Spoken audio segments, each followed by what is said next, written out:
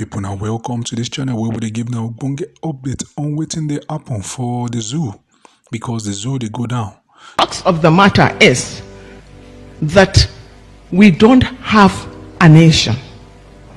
As it is, we don't have a country, because the primary responsibility of every government, that which gives legitimacy to any government, is to secure the territorial integrity of that nation.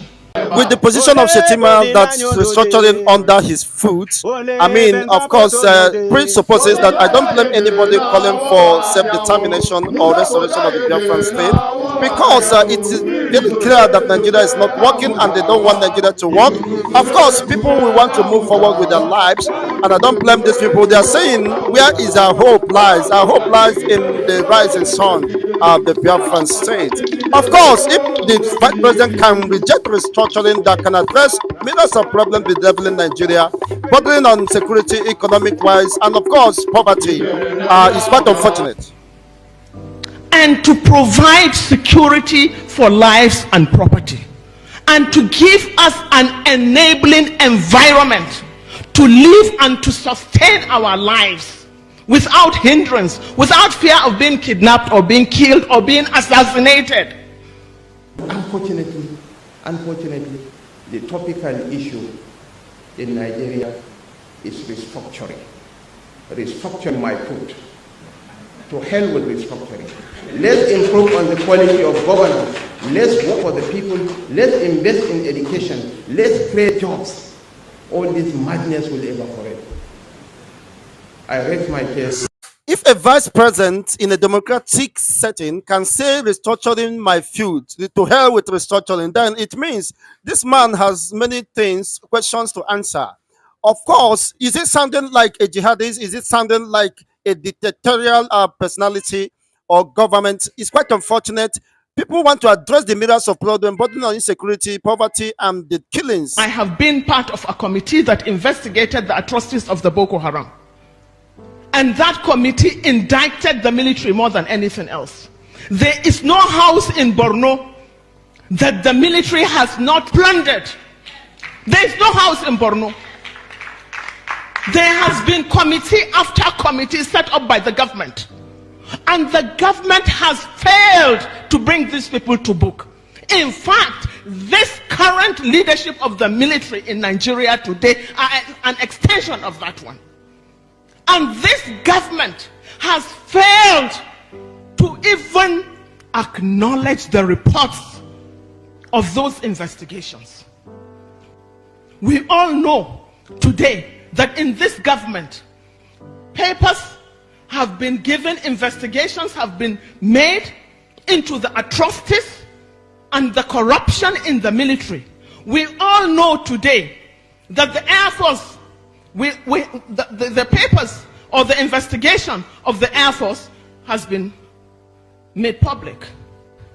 That of the Navy has been made public. But that of the Army has been swept under the carpet by this government. Because they are not only sustaining it, they are not only retaining those culprits, but they are still serving in various capacities in this government, of a government that is supposed to be fighting corruption more than any other place, or more than any other thing. Now, with this, we should also look at the irresponsibility of the political elite. The political elite in this country have done nothing but to cash in on this poverty, on this ill education of the mass majority of Nigerians. They use them, they have used you and turned your psyche into slaves, slaves of religious and ethnic manipulations. No one has ever seen the son of a governor even going out to campaign. No one has ever seen the son or the daughter of the president going out to campaign. And no son of even a councillor, not to talk of a senator or a chairman or a governor, that has been abducted. or that has been slaughtered on the streets. But the idiots that call themselves the masses allow themselves to be used through religion or ethnicity to divert attention, but to continue to make you into slaves that will be exploited again and again unending. So until you put into your thick heads that you are no slaves to anybody, that the resources of Nigeria is ours, then you will continue to be enslaved. You will be where you are forever, starving. I have never seen the son of the imam being slaughtered or rioting. Neither have I ever seen the son of the pastor.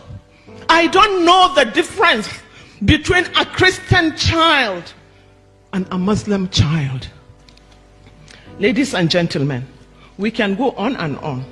However, the crux of the matter is that we don't have a nation.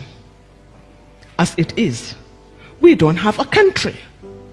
Because the primary responsibility of every government, that which gives legitimacy to any government, is to secure the territorial integrity of that nation and to provide security for lives and property, and to give us an enabling environment to live and to sustain our lives without hindrance, without fear of being kidnapped or being killed or being assassinated.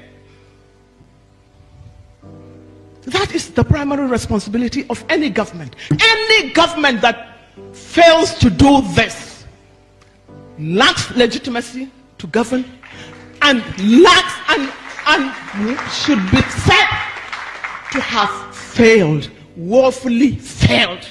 It is left to Nigerians now to decide, to wake up and say, have I been given what is duly mine? Have you received it? Or are you still parasites? Are you still slaves in your mentalities? You have to be able to think. As for our military, we are demanding a thorough overhaul of this military. Anything short of this is a cahoot.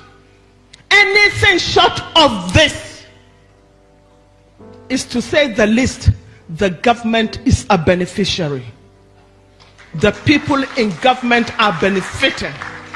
For so long as you see crime within the prism of tribe or religion, you are part and parcel of the problem.